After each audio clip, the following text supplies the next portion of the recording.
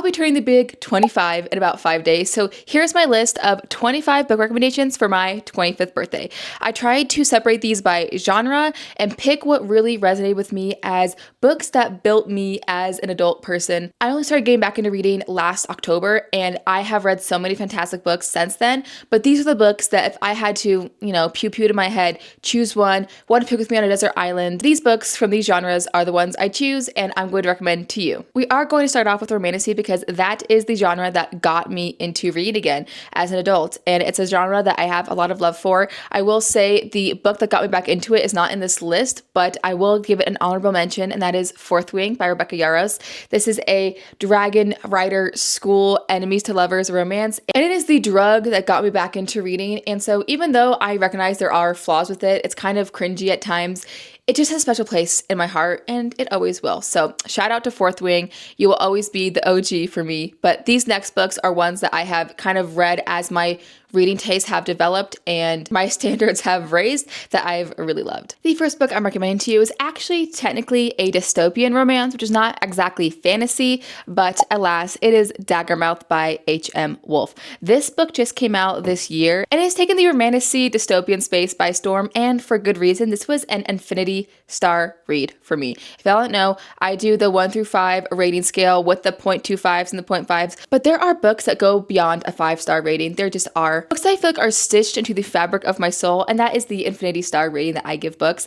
It's not super common, but there's about, I think, 7 or 8 now total since starting my reading journey that get that Infinity Star rating. Daggermouth is set in the dystopian city of Newfound Haven, where mercy no longer exists, and the city is carved into different rings of poverty and privilege, with the heart, the very center that hosts the most wealth, and the current ruling family. And within that family is a man named Grayson Sorrell. He is caught between two worlds. On the outside to the public, he's the flawless heir and the executioner of rebellion, but on the inside, he's tangled into a web of lies and deceit and trying to fight against his family's nature. And our FMC is Shadera, who is a very skilled mercenary who is sent to kill Grayson, but when her bullet misses, she becomes the reluctant bride into a forced political marriage with Grayson. And trapped inside this corrupt heart of the city, she becomes both a prisoner and his wife. And Grayson and Shadera's love story is like a battlefield. It's full of landmines. It is not easygoing. It is that true enemies to lovers where they're trying to kill each other constantly, but of course they have that secret attraction to each other. But let me tell you, there is actually so much plot in this book, and that's what really endeared me to it.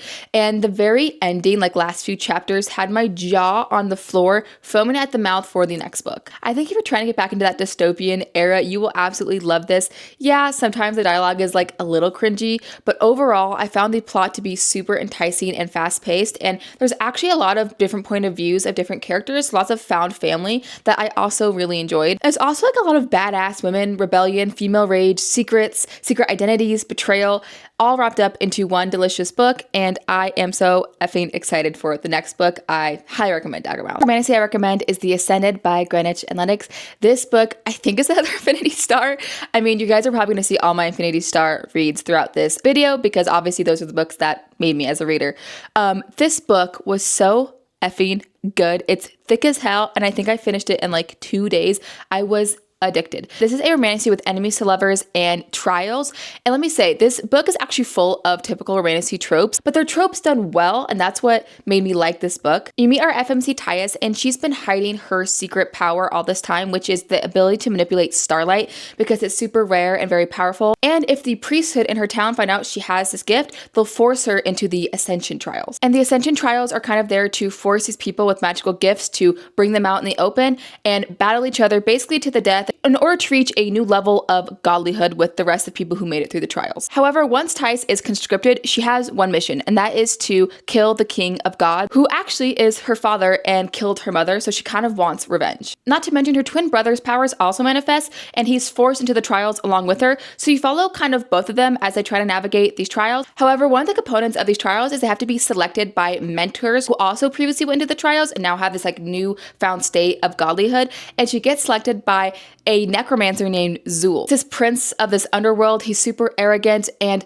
of course they hate each other initially, but they cannot deny the attraction they also face. And the plot just goes absolutely nuts. I just ate this up. What can I say? Breakfast, lunch, and dinner. It was absolutely delicious. The spice, amazing. The slow burn, loved it. The trials, normally sometimes trials can actually like put me off, like I get kind of bored, but these trials were enticing. They weren't too long, which is another problem I have sometimes with trials and books, and they just go on and on forever with like a lot of description, and I just like don't care, right? I just want to see the outcome of the trial, but not in The Ascended. It's a perfect blend of normal plot, political intrigue, vengeance, and trials all wrapped up in one. I will say this is technically a interconnected standalone because there is 2 other books, Riftborn and Duskbound, that Greta and Lennox have also written that are in the same universe. Now, I read both of those. They're not my favorite. However, there is a character in Duskbound that is relevant to the ending of The Ascended, and people say, and I sort of agree, that if you read Dustbound, you'll be even more impacted by the ending in The Ascended. And it's sort of true, but in my opinion, if having to read those 2 books is putting you off from reading The Ascended, then I would just skip those 2 books and read The Ascended because it's well worth your time. The next fantasy book I have is The Divine Rivals Duology by Rebecca Ross. Now, if there's a book in a series or a duology, I'm counting it as one book, okay? It's my video, I make the rules. This is the first book in a duology, and the second book is called Ruthless Vows. This is actually a YA romantasy that's sort of kind of historical fiction-y, like not really, but it's set in sort of a world that's kind of reminiscent of the 1940s, but it's not our world, it's their world. I don't know how to describe it, but it's like, imagine it's a 1940s-esque environment, but with gods. And these gods like to fight each other and pull humans into their wars. In this duology, you follow Iris and Kit, who are rival columnists at a newspaper. And if you know anything about me, you know I love rivals to lovers, even more than like enemies to lovers. Rivals to lovers is just that next step up. I love it. But in the background, there is a war going on between certain gods, and humans are getting conscripted. And Iris's brother has gone missing, so she decides to use a typewriter she's had in her family for a very long time to write letters to him. And she puts it under her armoire, and they seem to always disappear. And she thinks, oh, maybe they're going towards my brother. She doesn't really know where they're going. But actually, we find out that Kit is receiving these letters and writing back to her anonymously. One day, determined to make a difference, Iris decides to go to the front lines of the war and start reporting, and Kit follows her, and they slowly start to lean on each other for support when they're navigating this war and its aftermaths, and they slowly start to have this budding, very sweet romance. Something so lovely about Rebecca Ross's writing. She's one of my favorite fantasy authors. On almost all of the books I've read by her, there's just this sweetness, this romance to the way she writes her 2 main characters and their love story that I feel like is not very common in current romantasy right now. Romantasy right now is very much like toxic enemies to lovers, like they hate each other, but then they want to bang each other.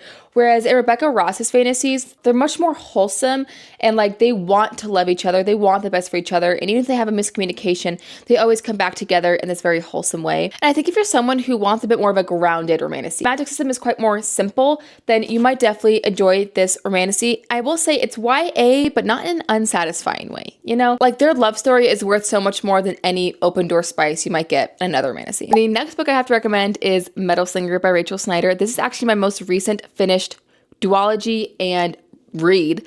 I just finished the second book, Light Wielder, that just came out today. And yeah, this is a god tier series for me. This is a completed duology. However, there's a 3rd spin-off book of a character in the Metal Slinger duology that I am very excited for. However, the main 2 couples story, Bryn and Acre, are finished. So just know that going in. Metal Slinger is fun. It's set in a world where there's these 5 countries, and the magic comes from the land. And the magic is given to the land by Mother Nature, which I think is a really cool concept and a way to incorporate gods. And the mother has bestowed different elemental magic to different people. And people with these powers have more than others. And if they have certain types of very strong power, like light wielding, metal slinging, or even the power of like persuasion, they're called the heirs. Also, because of this magic, there is a thing called match bonds, which basically means like fated mates, where if you have a bond with someone and you accept that bond, you're like tied together for life. You can see in each other's minds. It's very intense. Long story short, the mother gave the heirs to all of these kingdoms magic, and until one day the king of Alhala decided to take his power of persuasion to basically strip his people of their resources and hoard it for himself. So the other countries forced him and his people out and off of the land to live their lives at sea. And it's really cool because they were able to build this home out of these like monstrous trees that come out of the ocean, the Alhala, and it was just so cool to read about. So long story short, the Alhala are now banned from using and having magic because they're not on the land anymore. However, once a year they get to go to a floating market on the border of the country of Kenta to do some trading. And that's where the book opens up. We meet our FMC Bryn, who is part of the Alhala, and she was orphaned as a child and taken in by them. And her friends are soldiers, and they get picked to go to this market for this once a year trip. And while they're on land, She knows she's getting tailed by one of the Kenta soldiers, and he accuses her of stealing, puts her hand on the land, and she gets this like immense pain in her hand, but her friends rescue her before she's able to really get any information out of him, and they run away and back to Alhalla. This soldier is none other than our MMC Aker, and one day he decides to row up onto the Alhalla territory in order to search for Bryn, where he disrupts everything Bryn thought she knew about herself and her people, and really tests Bryn's loyalties and where they might lie in Alhalla, or maybe in a place she never knew she had a connection to on land. Her connection to Alhalla is further tested as when she does come on land, she receives a certain type of magic that makes her doubt everything. And if you've heard of Metal Slinger at all, you've probably heard that the big thing about this book is that there is a huge, ginormous plot twist at the end. And that's what I heard while reading this. And so then when I was reading this, a part of me was like, okay, I'm going to guess the plot twist. I'm doubting everyone. I'm thinking, okay, by the end of this book, it's not going to be that impressive to me anymore because I'm going to have guessed it. No, I did not guess it. This book emotionally destroyed me worse than like anything I've read or consumed recently. The only thing I can replicate it to is how I felt after the Red Wedding of Game of Thrones. Yeah, I'm taking it there because that's how I felt. It felt like a dagger to my heart. Rachel Schneider took out my heart and stomped on it. I literally crawled into bed with my husband, moaning about how my heart was just destroyed. I felt betrayed and I was just a wreck. So yeah, there is a big plot twist in this book, and I recommend honestly going in mostly blind. This book just destroyed me. And it means a lot to me. I think it's another Infinity Star read. The second book, I gave a 4.5, and I think the duology as a whole, I'm going to give a 5-star. However, nothing just really compares to this first book. It's so fucking good. Now, technically, this next book is not really romantasy. It's more just dark academic fantasy. However, I'm going to include it in this genre pick because I cannot not include it, and that is Babel by R.F. Kuang. And yes, I have this absolutely insane edition from Illumicrate that I probably overpaid for, but I could not help myself. Once I finished the book, I had to have a special edition. I just had to. The full name of this book is Babel, or the Necessity of Violence, and that is a primary theme of this book, as it's set in an alternate 1830s Oxford, and it tackles themes of British imperialism, colonialism, capitalism, and the intense academia that comes with Oxford. The plot follows Robin Swift, a Chinese orphan, who is brought to Britain to master a certain type of magic known as the art of translation. But little does he know, being brought to Oxford, he meets his found family and slowly gets roped into participating in an uprising. The novel illustrates how higher education and linguistics was weaponized by the British Empire to justify colonization and extract resources. Robin constantly battles being pushed and pulled from assimilation to embracing his own heritage. And like I said, it explores the philosophical debate on if systemic colonial power can be dismantled through peaceful protest or if violent revolution is the only recourse. This book made me a better person. The ending was so bittersweet, and I felt like I learned so much, and this was the book that started my R.F. Kuang obsession. It's so smart, it's so thought-provoking, and it means just so much to me. It's so dear to my soul. This is one of the first books that ever just changed me as a person. I love it. Go read it. The next romantasy I recommend is The Night and the Moth by Rachel Gillig. Now listen to me. I actually DNF'd Rachel Gillig's other duology, which I think is One Dark Window. Yeah, I DNF'd that. I didn't like it. But this baby, Night and the Moth? Oh, I'm obsessed. This is a dark gothic fantasy, and it's everything I ever wanted. And as you can see, I bought this beautiful special edition because, once again, I'm obsessed. I found the magic system to be really unique. It's sort of tied within religion, as we follow our main FMC, Sybil, who is known as a diviner. She was orphaned and given a place at this cathedral to become a diviner, where she basically drowns in order to interpret visions from these omens. However, when her other sisters around her begin to vanish, she enlists the help of a soldier who came to visit to receive an omen. And her, this knight and his soldiers, and her talking sarcastic gargoyle pet familiar go on the hunt to find what happened to her sisters. However, this night she becomes allies with Rory, is the only person she cannot see his future, which makes him both infuriating and intriguing to her. However, as they go on this journey, Sybil discovers horrifying realizations about her religion that she's been so faithful to this entire time, and starts to peel back the layers of her own religious shame, beliefs, and kind of steps into her own power towards the end of the book. Now, I will say this book does end on a cliffhanger. It really does. However, the next book is coming out this year. Have I ordered 3 editions of it already? Yes, I have. The slow burn romance in this is amazing. I really enjoyed it. And like I said, I found the magic to be really interesting,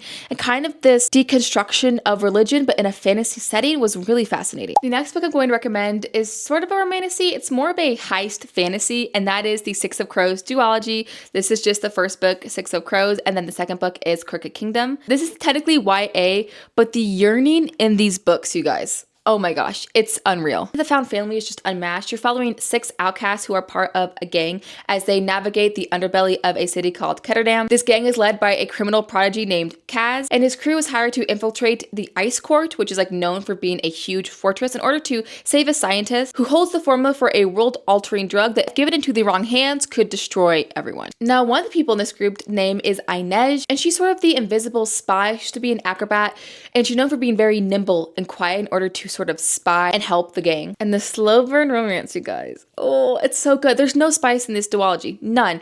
And yet, by the ending of the second book, your heart is just so full with love for all of these characters, but especially Kaz and Inej. This is full of adventure. It's fun, there's high stakes, and you grow so attached to every single character of the gang. If you've been putting this off because some people recommend it, don't anymore. It's phenomenal, it's fantastic, and again, another series I really hope to reread this year. And finally, for the romance recommendations, I probably should have recommended this to you after Divine Rivals, but this is Wild Reverence by Rebecca Ross, and this is technically a standalone prequel to the Divine Rivals duology, as it is set in the same world of gods. And I actually read Wild Reverence first before I read Divine Rivals, so you do not need to read that to understand this book. However, they are sort of interconnected in a fun way. Wild Reverence follows Matilda, who is a young messenger goddess of mixed background, as she has both heritage of the gods in the heavens and the gods in the underworld. And it also follows Vincent, who is a hardened mortal lord, and it follows them as their destinies collide, as Matilda and Vincent met once when they were children, and they started sending letters to each other because Matilda is the goddess of messages, until one day Matilda just stops responding, and there's been no communication between them for I think it's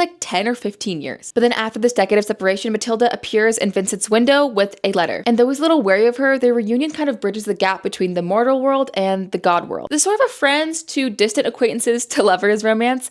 And once again, Rebecca Ross, it's completely wholesome and so sweet. Matilda, our main character, is stuck between the demands of the gods that she is part of, but also helping Vincent win this war in the mortal world. And this book really asks, what would you do for the ones you love? If you truly love someone, if they are your soulmate, what factor does mortality play in your love story? And the ending of this book, it's so bittersweet. It's lovely, but it's so bittersweet. Oh, just thinking about it gives me that warm feeling in my chest. If you want to stay on that, once again, it's quite wholesome. It's not this toxic love story. It's them coming together after a year of separation. You will love this. If you want a storyline that's easy to follow and full of plot and scheming, but centers Matilda and Vincent's love story, then this is the romantasy for you. Wow, I've already been yapping for 35 minutes. I need to get it together, or else this video is going to be so long. Next up, I have some of my favorite thriller recommendations. The first is Confessions by Kanea Minato. Now, you might expect me to go into what this book's about. No. You're going into this completely blind. Don't read the back, don't read the front, don't read reviews, nothing. Do not read a single thing about this book. Just go in blind. That's it. The only thing I'll say is that this is a translated piece of fiction, if you're looking to get into translated work. And this book is about revenge, when the justice system will fail you. And that's all I'm going to say. Pick this book up. It's the first thriller I ever gave 5 stars, if that says anything. Pick it up and read it and come back to me. Next is Behind Closed Doors by B.A. Paris. This thriller had me on the edge of my seat with tension. I was white knuckling this book while reading it. This book is about Jack and Grace, who appear like the perfect couple on the outside to everyone else, but behind closed doors, there's something way more sinister happening. And once again, I feel like with thrillers, I just don't want to tell you that much. Just pick it up and read it, because if I tell you too much, it's gonna ruin the atmosphere of the book, I feel like. You know what I mean? This book is pretty heavy though, and like I said, my nerves were shot. I've never hated a character more in this book than I think in almost anything else I've read. The rage and the vengeance you will seek in this book is absolutely diabolical, but it was so fast-paced. I ate it up. Absolutely crazy diabolical thriller by B.A. Paris. Yes, girl, this was fantastic. My next thriller is It Should Have Been You by Andrea Mara. Andrea Mara became an auto-buy author for me after this, because not only did I love this book, but I also loved the Peacock television series that came from one of her novels, All Her Fault. That was wild, and so now she's just an auto-buy author in the thriller genre for me. This book is set in Ireland, and it's about a woman who is part of sort of an HOA-like community, and she's talking shit about her neighbors and her neighbors' kids to what she thinks is her sisters through text. But instead of sending that text to her sisters, she ends up sending her shit-talking text to the HOA group chat. Yeah, babe. Things get wild from there. There's murders, there's car crashes, there's rocks being thrown through windows, there's delusions, there's hysteria. it gets absolutely diabolically insane, and I loved every single minute of it. I will say this is more of like a slow reveal thriller versus like a rug pull at the very end and like a huge twist. But honestly, I feel like that's kind of what I like in my thrillers more so. Sometimes these huge plot twists at the very end don't really work out. But this one, I was enthralled the entire way. And as someone who just recently bought a house and is part of an HOA, I feel like this just hit home so close. Speaking of a house-based thriller, I have Best Offer Wins by Marissa Cashino. This book is absolutely diabolical. You're not going to like the main character, and that's fine because the main character in this book is absolutely batshit insane. You follow Margot, who's living in Washington, D.C. with her husband post-COVID. If you know anything about the housing market post-COVID, you know it was absolutely diabolical with housing prices skyrocketing, people coming in with offers of cash, and it was just absolutely insane. So Margot's trying to buy a house, and she's not having any luck, and she's getting really fucking annoyed until one day she gets word from a friend of a friend that a house is going on the market that she loves. And so what does she do? She might stalk the owners of the house in order to try to get inside info to have them give it to her. And let me tell you, babe, stalking is the least of what she does in order to try to get this house. Yeah, she's not likable. She's absolutely diabolical. And the end of this book had me like, what the F? But you want to keep turning the page. You know what I mean? Like, you want to just see what diabolical thing she's going to do next. Absolutely unhinged and feral book. But if you love that in your female main characters, you're going to like this. Next up, let's talk about romances. I only have 3 book recommendations because it's not my most read genre. However, these 3 books I've read in the romance space, I really enjoyed. First is Beach Read by Emily Henry. Emily Henry is one of those authors that I feel like I heard so much hype about that I never picked up any of her books because I was like, too much hype. And then I went to vacation in Mexico and I ate this book up while I was reading on the beach. Our main couples, Augustus and January. And January comes to a beach house that was left to her by her father. And her father have this complicated relationship because she finds out that he was cheating on her mom this entire time. So she's dealing with that. And what do you have at January is actually a romance author. However, she's having some writer's block because of all the personal things going on in her life. But then she meets her neighbor, Augustus, who's also a writer, but more into that dark, moody literary fiction. And they're both having writer's block, so they challenge each other to try to write each other's genres. But through doing this, they do like excursions in order to get each other in the mood to write each other's genre, all while exploring this sort of slow burn relationship, but they're both harboring these emotional secrets and trauma. It was a lot deeper than I was expecting it to be. I thought it was gonna be like that stereotypical fun romance, but no, this got real very quickly and I really enjoyed it, and I'll definitely be reading more Emily Henry in the future. Next is A Dowry of Blood by S.T. Gibson. This is technically a paranormal romance, but it's a romance nonetheless. This is a wife of Dracula retelling, and it's a wife of Dracula retelling if Dracula and his wife Constantia were in a toxic polyamorous quad and they want to like bang each other all the time, and it's delicious, it's toxic, it's obsessive. I will say there's some like coercion and manipulation within a relationship that might be a trigger to you, so do make sure you go into this knowing full well like Dracula is very demanding and toxic, so the rest of the quad kind of have to lean on each other in order to get through it. But there is a very vengeful happily ever after in this book that absolutely put the cherry on top. I think if you love vampires, dubious polyamory, and a little bit of spice that's very sensual and romantic, you will love this. And lastly is Nightshade by Autumn Winters. This was also a recent finished read of mine. The second book comes out in July and I'm feral for it. This is a dark academia murder mystery with a tad of billionaire mafia romance in there as well. We follow a girl named Ophelia who enrolls in Sarosong University in the Scottish Highlands, and this university is known for hosting the most like influential and dangerous family's children, but she's only going there because her parents used to work there and they got murdered in a suspicious helicopter crash. She goes there to try to find evidence, hopefully bring down the people she suspected of killing her parents. But on her first day, she gets almost run over by a man named Alex, who is the son of this family she thinks killed her parents. And as she gets enrolled and sort of finds her found family, she realizes her and Alex may have to work together closer than she ever intended in order to discover this murder mystery. Of course, they have this undeniable attraction to each other, so it's sort of an enemies to lovers situation, with Ophelia really pushing Alex away and Alex sort of being the pursuer. And there is a cliffhanger at the end of this book, you guys. Oh, that was like such a gut punch and made me want the next book so freaking bad. If you like your romance with a lot of plot, I think you'll love this. And the spice in this is actually not really detailed. It's sort of fade to black in a way. Like, it's sensual and romantic, but when they get really going, it doesn't tell you anything. So if you're also into that sort of romance, you might like this as well. Alrighty, we have 2 genres left. Next is horror. I have Muñeca by Cynthia Gomez. This is not super horrific. It's more witchy. I will say this is very light horror, so I'm not trying to scare you off by showing you you this book is more witchy when it comes to its paranormal or horror elements. It's also a sapphic historical fiction, which I was not anticipating. This recently got released. It's only 150 pages, so very short and sweet. It's about a witch named Natalie who agrees to be a caretaker for a woman named Violetta because Violetta is sort of in this comatose, bedridden state and can only communicate using her eyes, but she believes that Violetta is only in this state because of a curse by her husband. So Natalie's intention with trying to break this curse over Violetta is to get money for when she does break this curse, and Violetta is so grateful, then she can kind of move on with her life. However, as she tries to break this spell over her, they start to grow closer, and this book is like slightly spicy, which is what I was not anticipating. And there's also this historical fiction element about the colonization of Mexican California and also the underground queer spaces of the 1960s in Oakland.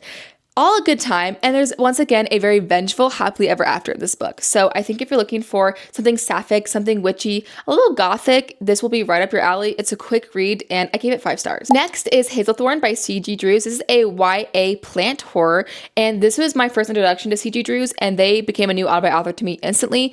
The way they write autistic representation and the softness of the romance in this hooked me immediately, as well as the description of the plant fungal horror in this. Oh my gosh, it got me. You follow a boy named Evander who is autistic, but the people who are taking care of him don't know that. So when he throws tantrums or meltdowns, they basically just feed him medicine to help him sleep and lock him in his room. And the people taking care of him are the family of this billionaire heiress that took him in when he was a child. However, Evander's kind of this outsider. He's not allowed out of his room much, certainly not allowed into the thorny garden, and certainly not allowed to be alone with a boy named Laurie, who is the billionaire's son or nephew, because Laurie tried to kill Evander when he was a child. Even though Laurie tried to do this, Evander's like still low-key obsessed with him. But one day, this billionaire heiress that took Evander in is dead, and him and Laurie have to reluctantly team up in order to figure out what happened. All while the thorny, creepy tendrils of this garden in Hazelthorn are making themselves known and adding a new layer to this horror. This book is poetic and beautiful, but also so effing creepy. And yeah, I just had a great time, and I've read some other works by C.G. Drews now, and all of their other books are just as phenomenal, so highly recommend this book and this author. Oh, I didn't realize I had this in the pile. You Did Nothing Wrong by C.G. Drews. There you go. This was a 5-star read for me. This book shot my nerves. Like I have no nerves left me so creeped out, literally wanted me to pull my hair out, and my jaw was on the floor. This book had me feeling all of the feels. It's about a woman named Elodie who gets whisked away from her home in Australia by a man she makes her husband named Bren, and he takes her and her autistic child Jude out of the country to marry him and live in the United States with him and renovate his childhood house. However, once they move, her son Jude starts having even more meltdowns and tantrums and claims that the house is upset with them and is trying to hurt him. And so Elodie has to figure out if there's something wrong with the house or her son. And once again, fantastic autistic representation in this book. I mean, C.G. Drews is autistic themselves, so they know, but every time I read a book by them and there's autistic representation, I'm just reminded about how well they write it. And they're able to write it in a way where at first you're like, God, what is wrong with Jude, her son? Like, he's being so aggressive and you just like want to pull your hair out. I feel very empathetic towards Elodie. But then slowly C.G. Drews is able to reveal deeper layers about Elodie and her husband. And let me just say, they freaking deserve each other. They're both psycho, and Jude did nothing wrong, which is like the whole thing of this book. And yeah, this book was absolutely nuts. So it's creepy, it's horrific, you want to pull your hair out. I felt like staring at the wall after finishing this. Go read it. And lastly, for horror, we have We Used to Live Here by Marcus Kleber. It's another 5-star read, another book that literally gave me goosebumps and left me feeling so creeped out. Like, just disturbing. You follow a lesbian couple that decide to renovate this Victorian style house until one day, one of them, Eve, is left alone at the house when she hears a knock at the door, and she opens the door to find a man, his wife, and their 2 children. And the man claims that he used to live here when he was a child, and he was wondering if he could just come in and show his family around his childhood home for a minute or two. And of course, Eve is initially like, no thank you, but then her people-pleasing ways get the best of her, and she lets them in. And that sends a tailspin through this entire story. I don't want to tell you much more than that because I don't want to spoil anything, but it is just absolutely creepy, dude. There's a certain scene in a hotel room. I can't even get into it. It just disturbed me. And I feel like you either love or hate this book. A lot of people don't get it. They don't like the ending. For me, I loved every single part of it. I was completely immersed, completely absorbed, and Marcus Kleber became an auto-buy author for me after I read this book. Okay, last but certainly not least, we have some literary fiction. The first book I have to recommend is Small Things Like These by Claire Keegan. Claire Keegan is an Irish author that I'm absolutely obsessed with. She writes very short novels, but they're so impactful. This is very much a Christmas time read, so that's the main time I'd recommend reading this book. It's set in 1985 during Christmas in a small Irish town, and you follow Bill Furlong, who's a regular coal merchant, and his enormous family of, I think, like 5 kids. When one morning while Bill's making a delivery to the local Catholic convent, he finds a young girl locked up in this like coal storage place, and he begins to realize that maybe the Catholic Church and the Catholic presence in his town is not as holy as he thought they were. And he has to confront both his past and also his complicity with the church's transgressions. This book was so short, but as you can see by my annotations, was incredibly impactful on me. Claire Keegan's prose is just otherworldly. It turns the mundane into something beautiful, and I actually really liked the open-ended ending to this, so I would highly recommend. Next is The Secret History by Donna Tartt. Donna Tartt is just an expert in linguistics and writing. This is a dark academia book about the boundaries of morality, the culture of college elitism, and truly how the most elite of us can get away with almost anything. We follow this group of students as they navigate their philosophy course, and it's I think New England college, and you get told right off the bat that they kill one of the members of their group. And so then the story kind of goes back in the past and leads you up into that moment of why and how they kill this person from their friend group. I read this book while I was on Christmas vacation in Prague, and I definitely think that added to the atmosphere of me reading this. I feel like I'm normally not someone who likes character-driven books, and this book is so character-driven, but for some reason, Donna Tartt's writing, she was able to still pull me in, and yeah, I really enjoyed it. It was one of the more challenging books that I've read, but I was obsessed with it all the same. I would just highly recommend. Next is James by Percival Everett. Once again, as you can see by my tabs, this had a huge impact on me. This is a Huckleberry Finn retelling, except you get the perspective of James, or Jim, the slave. There's a wit to this book that is so alluring, and Percival Everett's prose, oh my gosh, it's just so good. I will say the only thing I didn't love about this book is that I wish there was more female characters. Like, I wish there was more female representation other than them just being a victim, but I get that it's supposed to be a Huckleberry Finn retelling, so there's only so much to work with. But overall, this was just absolutely fantastic. It's a book I didn't honestly think I would like a lit fic book about a classic retelling. Like, why would I like this? I read mostly fantasy and weird girl lit, but no, this absolutely hooked me. The prose was so enticing, and I believe this won the Pulitzer or the Booker, one of those awards, and whatever award it was, it deserves more because it's fantastic. Next is Immaculate Conception by Lin Ling Huang. This is an Infinity Star read for me. Now, this is technically more speculative fiction and also like weird girl litty, but this book was incredible, and Lin Ling Huang sits in my mind rent-free. We follow a woman named Ekna who meets a woman named Matilde in art school and instantly becomes obsessed with her. Ekna is definitely like a weirdo, and she's constantly trying to prove herself not only in the art world, but also in her friendship with Matilda. But as Matilda gains more success and fame in the art world, they start to pull away, and Ekna becomes desperate to keep Matilda close, which brings to the front a process called scaffold. Scaffold is a biological process toting that it's supposed to enhance empathy and help people relieve their trauma by allowing someone access into someone else's mind to relive their own traumatic memories and hopefully alleviate that own impact of the trauma on the person whose mind they're inhibiting. And so once Ekna finds out that Matilda is struggling with the trauma of a lot of things going on in her life, they decide to do this procedure, which links them for the rest of their lives, but at what cost? Once again, the prose, I can't say it enough, is amazing.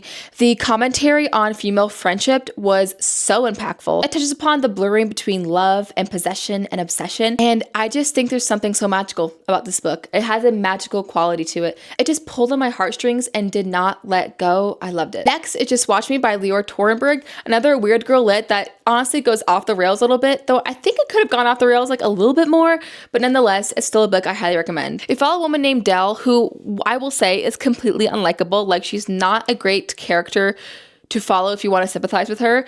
However, she has a sister who is in a coma at a hospital, and the hospital is saying that they're ready to pull the plug, but they want to keep her on the ventilator for a little bit longer to see if she wakes up. However, Dell needs money for that. Desperate after she loses her job, she decides to start live streaming 24/7 to gain donations to help her sister in the hospital.